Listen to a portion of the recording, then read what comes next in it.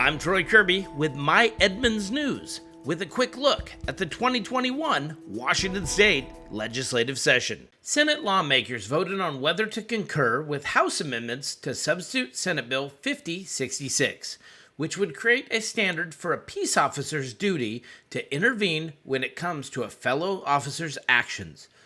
The Senate voted in concurrence with the House 3118, which now sends the legislation to the governor's office for an opportunity to be signed into law. It clarifies that the wrongdoing that's observed by an officer should be reported to the witnessing officer's supervisor.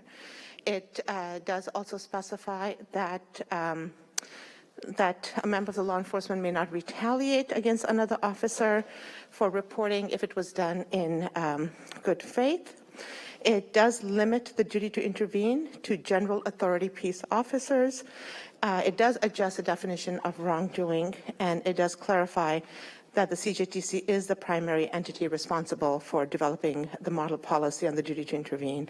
And since our basic law enforcement training has already incorporated our duty to intervene training, that those officers who have gone through that don't need to go through that again.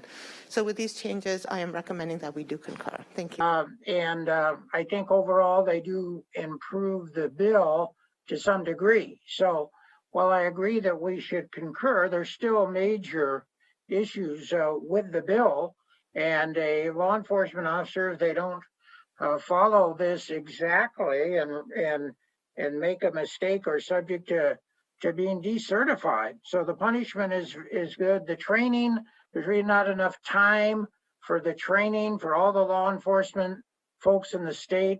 To get them all trained in 1 year is going to be very, very difficult. Anyway, a number of issues with the bill. Do recommend a concurrence, but check how you voted previously on the bill. Thank you. Thank you for watching the Daily Legislative Report by My Edmonds News, covering the 2021 legislative session.